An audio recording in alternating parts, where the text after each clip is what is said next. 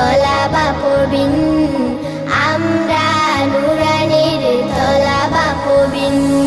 কোরআনের আলো দিয়ে রাঙাবো দিন, করব সমাজকে